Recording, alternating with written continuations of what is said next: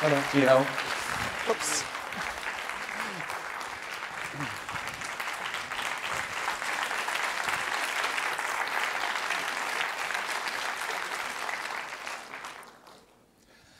Yeah, once again, ni hao.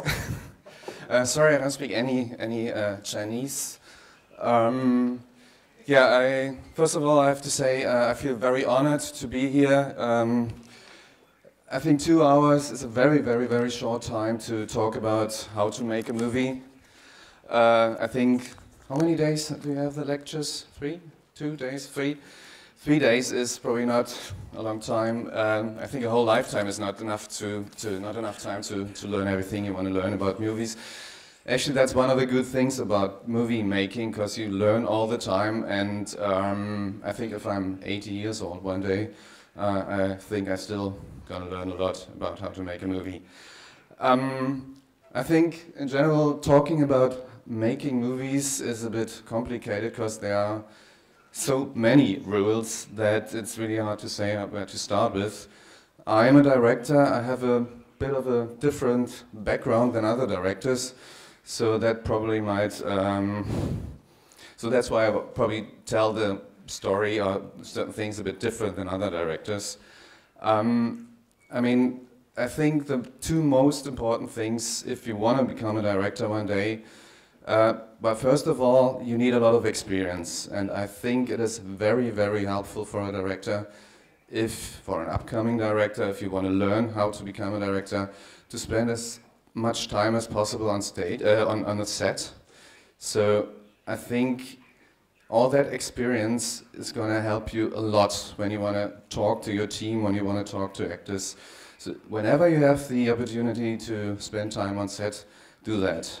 The other thing is, whatever you do, whatever story you want to tell, do it your way. Try to tell it from your perspective, and don't lose your vision on the long way. Because if you start working on set, if you do another job, one day you might earn a lot of money or some money, and so many people forget about why, in the first place, they really wanted to make movies. And I think it makes a lot of sense to keep that in mind. And one day you might be a director and you direct something and you think, oh, why am I gonna do that? Do I really have to say something?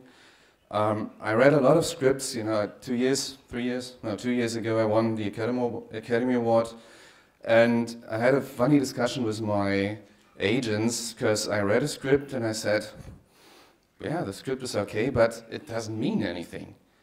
And my agent told me, he said, but it's a good script, it's well written. I said, yes, technically yes, but that's not what I want to do. And I think you should keep that in mind. You really have to tell stories through your eyes and tell them the way you want to make movies. On the other hand, I might tell you a bit about my personal background, because it's a bit unusual. I never attended any film school. I started as an editor.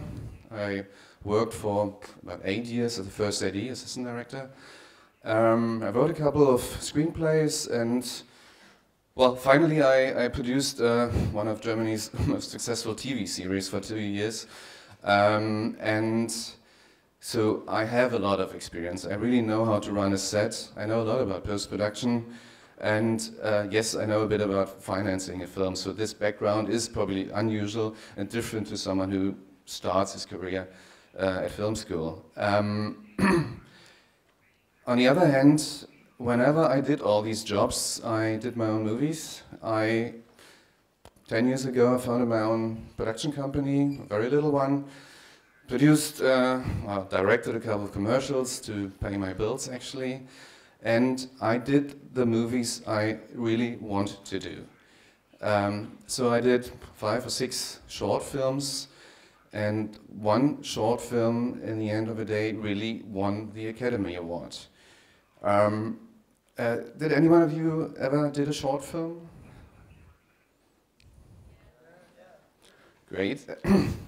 I think if you do a short film, you shouldn't do that to win awards, because if you make a movie to win an award, most of the time, first of all, it doesn't happen. I think you should make a film, especially a short film, because you have to say something.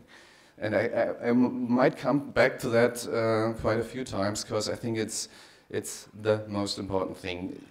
You have your history, you have your life is different to the life of somebody else, and so you tell the story your way. Whenever you read a script, a producer will ask you, what's your take on the script? What's your vision? And you have to be very clear about that. I grew up in East Germany, so in the socialist, communist part of Germany, so I might tell stories different than a director from Hollywood or from West Germany or from Poland or from China. And I think you should keep that, because that might make your film special one day. Come back to my short film.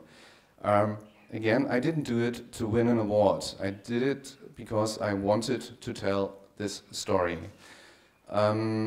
I didn't have much of a budget.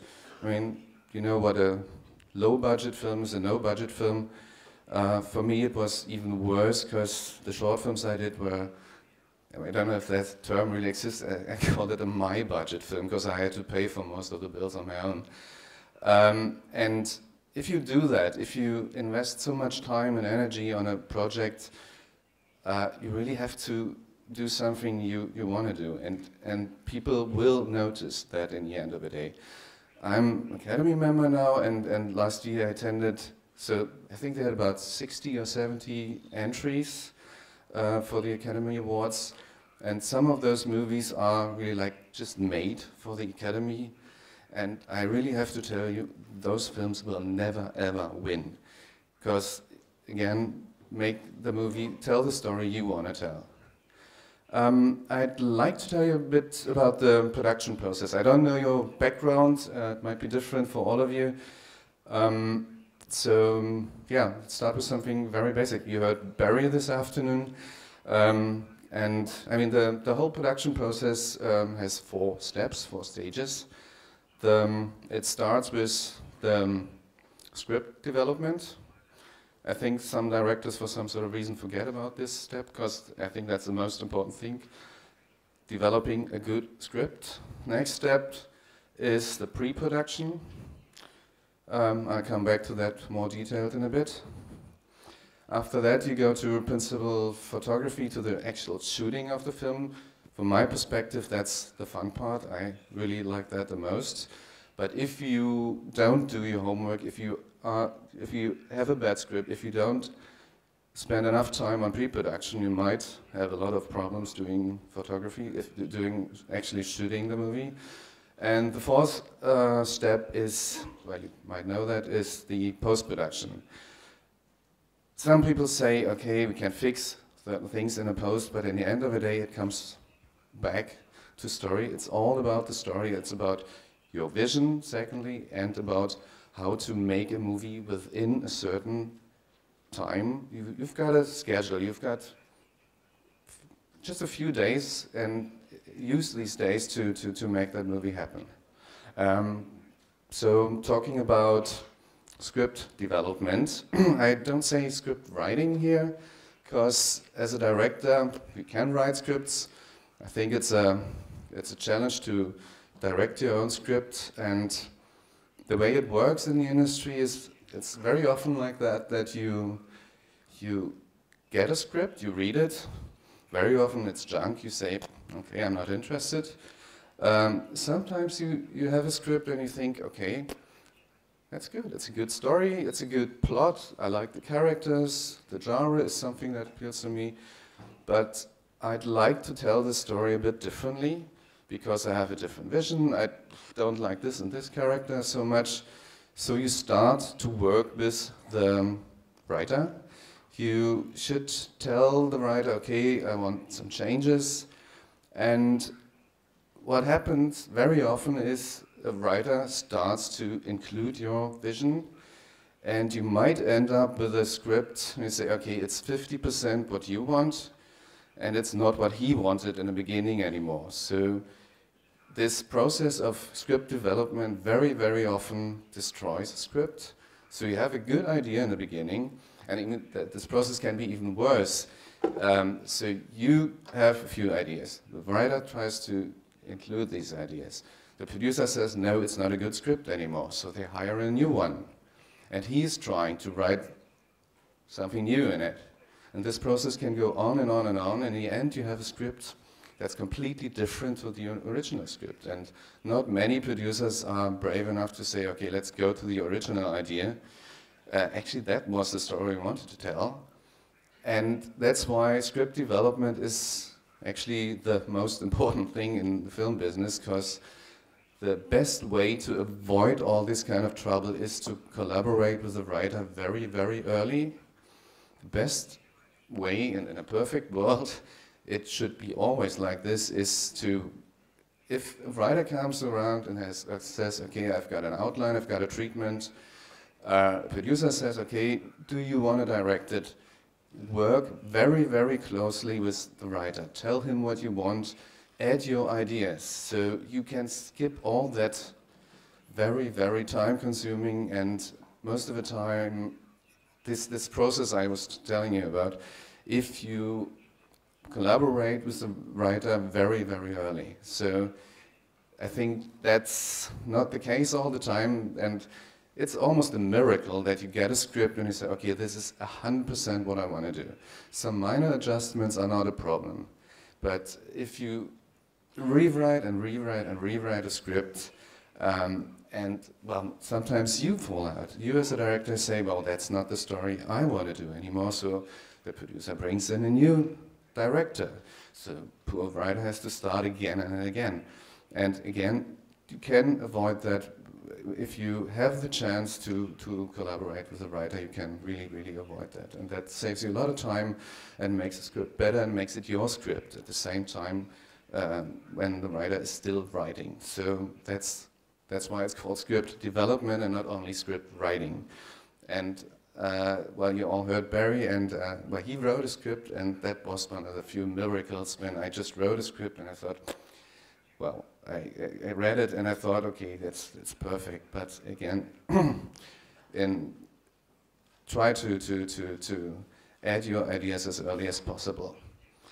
The next step when you work on a project, and I think that's for the director, is it the most important thing? Yeah, well, it's a very important period of time, is the pre-production, because during the time of pre-production, everything is still possible.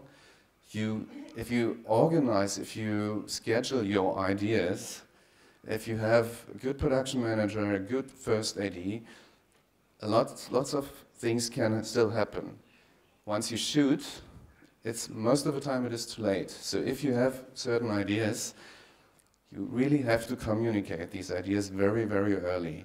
And I mean, a budget is a budget. You can't do anything about it. You cannot say, okay, I can't do that movie for 5 million because I need this and this and this. But if you know, okay, I have a certain amount of time and I really want to use each and every minute on set, you have to be prepared. And during this time, you make most of the creative decisions. Because on set, with all the actors, with the 50, 100, 200 people on set, you can't improvise. Well, you can a bit, but you have to do your homework first. So pre-production is a very important thing.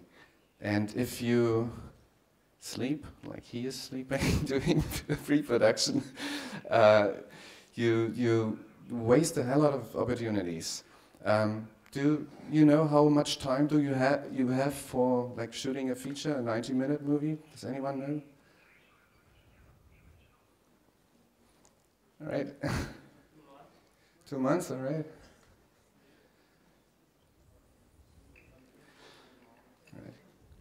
I mean, it's different. I mean, just an example, if you do a TV, just a regular TV movie in Germany, you have 20 to 23, 24 days. And you have 10 hours a day. And if so, given the fact, okay, the script has 90 minutes, so what you say, okay, I have to shoot 5 minutes each and every day.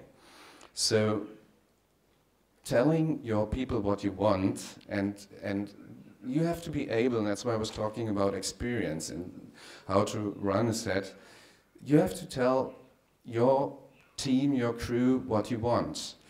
And during pre-production, it's not just about scheduling. I think the most important thing, of course, is casting.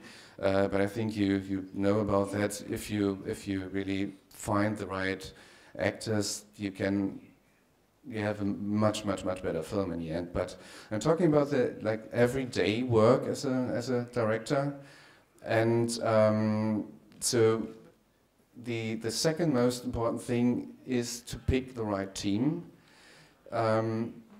If you have a good DP, a good cameraman, a good set designer, that might create a different film. And lots of directors, I know a few of them, they are just directors to be the boss on set. And that's one way of doing a film. I think the more important thing is to use the creativity of your team. I mean, just as an example, if you have a very good cameraman, he should know more about framing than you. He should be better in his field. And I think that's what many directors, make the mistake. They kind of want to control everything. And again, film is about communication. So especially during pre-production, you have to be able to explain your vision.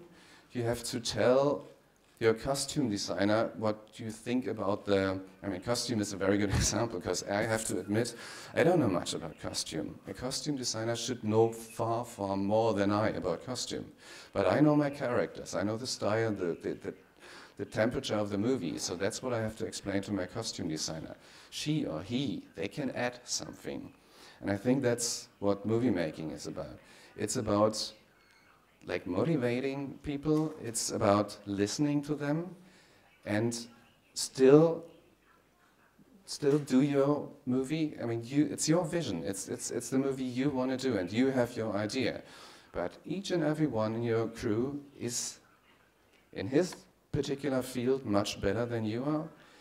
A sound designer knows more about sound than you do, so use that.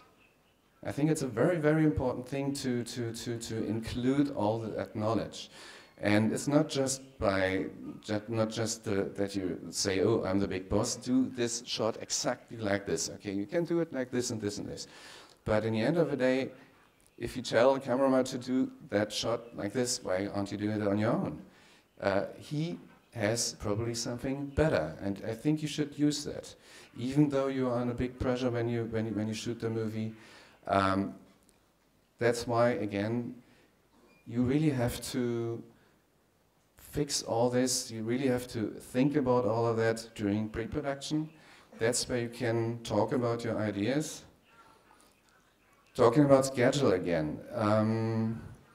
Just as a little example, you have a little scene, like 45 seconds, two boy and a girl, they're sitting on a table and talk. So how much time do you need for that scene?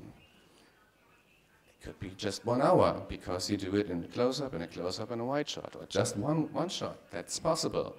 If the scene is just about a bit of dialogue, if it's not very important, or if that's enough, if that's what you think about the scene, do it like this, but tell your first AD. You just need 1 hour. You can use the time, your little time you have during the shooting process for something more important.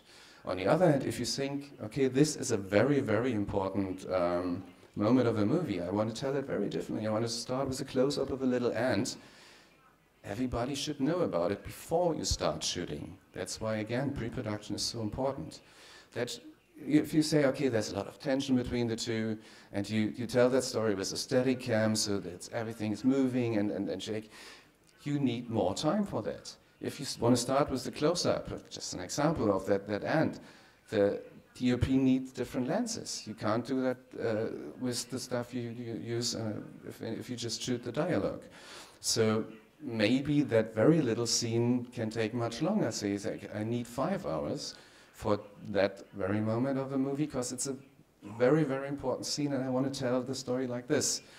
So make this decision before you start filming. Or you can tell the same thing in a bit bigger way, you know, so the script says, okay, the building is collapsing. Okay, it makes a hell lot of sense to tell everyone how you want to do it. The building is collapsing. It can be 5 minutes of CGI explosions. It can be, if you do an action movie, you probably have to do it like this. So you have to spend a week on that. On the other hand, if you want to tell this moment differently, you say, okay, just fade to black, and little bells ringing, and everything is quiet, someone is in a church praying. You have to make that decision before you start shooting. And that should be part of the schedule, because it's your time, and you have to use that when you shoot the film.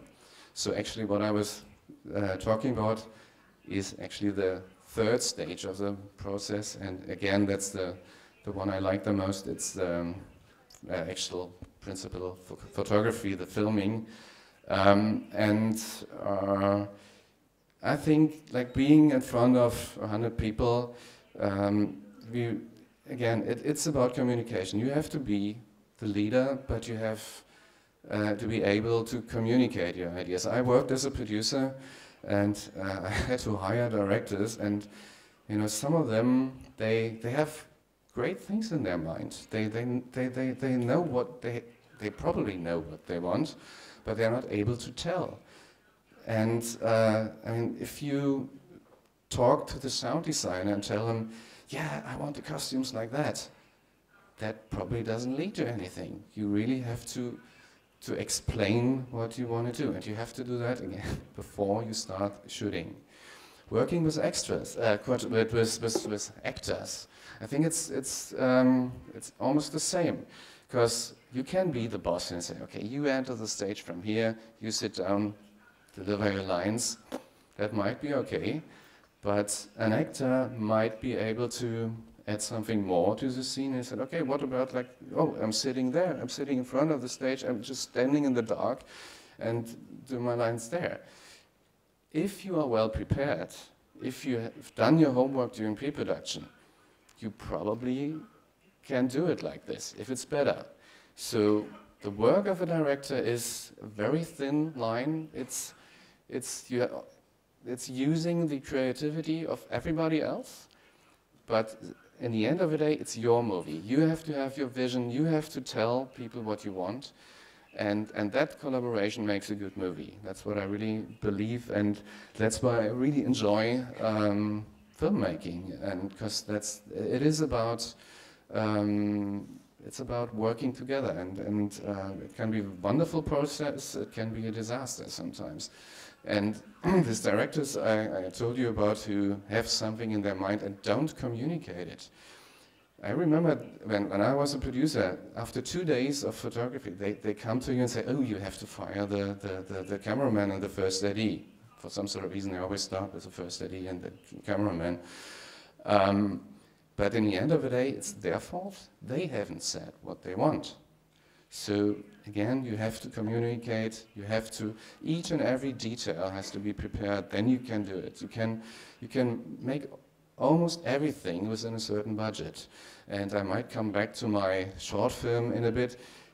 You know, I had all that work experience and I had almost no money to do my last short film. It's a period drama. It's a film in the 1940s in Germany. And I had for 14-minute period drama, I just had, what did I have, 30,000 euro. So the budget for a film, just to give you a figure, I mean, I'm talking about Germany first, and well, we all know there's big budgets in Hollywood, but that's not the case all the time. For a minute of primetime TV in Germany, we have something like 12 to 20,000 euros for 1 minute. For period drama TV, it starts with 30,000 per minute. That's about the money you need. And I just had 30,000 for a 14-minute period drama. So I really had to be very well prepared, and we did that movie 14 minutes long with about 12 locations, because I had a very good team and because I knew what I wanted to do. And I just want to show you like 5 minutes out of the movie, and then I continue talking. So can you please do that?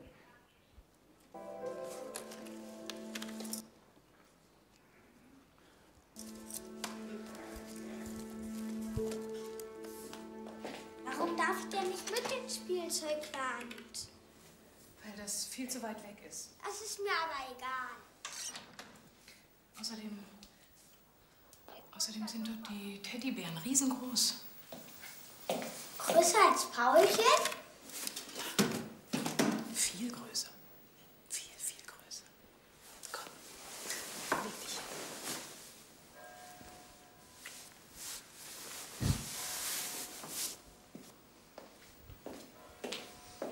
Davor haben wir keine Angst. Stimmt's, Paulchen? Mama, lässt du bitte das Licht an?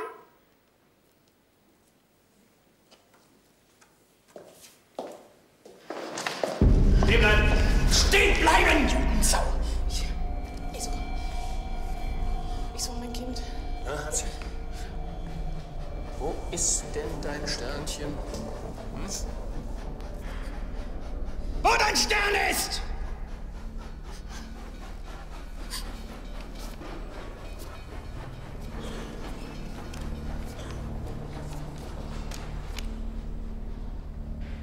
Kein Jude? So, mein Kind. Mein Sohn muss hier irgendwo sein.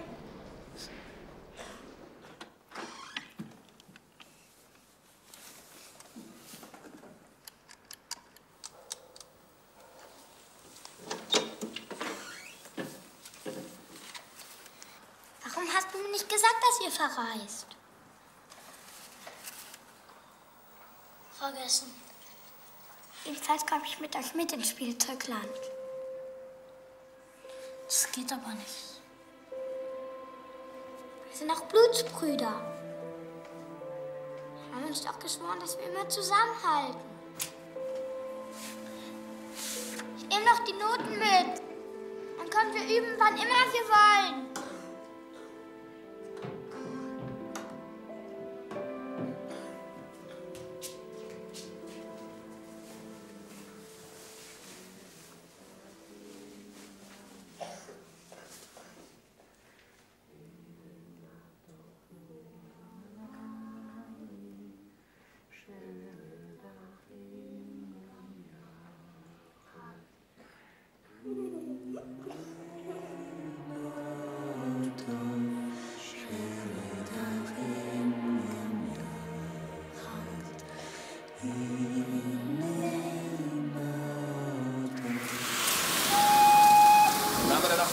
Silberstein, Ahorn und Sonne. Normalerweise läuft bei uns alles glatt. Ihr Sohn wollte unbedingt mit. Weil sie Freunde sind. Waggon 3, Obersturmführer.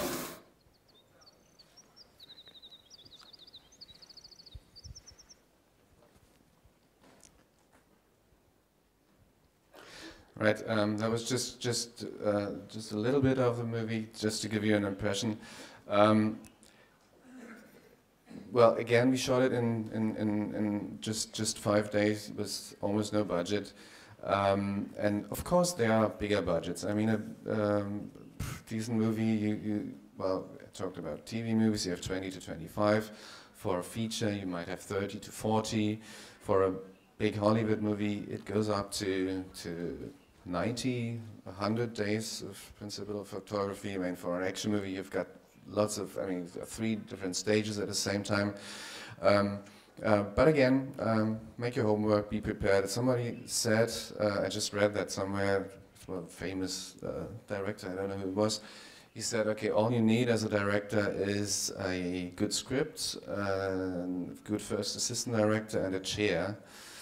And I really have to say I don't agree with that, because I think you need to have a lot of experience, and you need to be able to communicate your ideas, and you really are the guy on set to motivate everyone, including the actors, and that work can be a pain in the ass, and it can be wonderful. So if you have the opportunity to talk to your actors before you start shooting, it will help you a lot. Let's talk about the fourth step, that's post-production.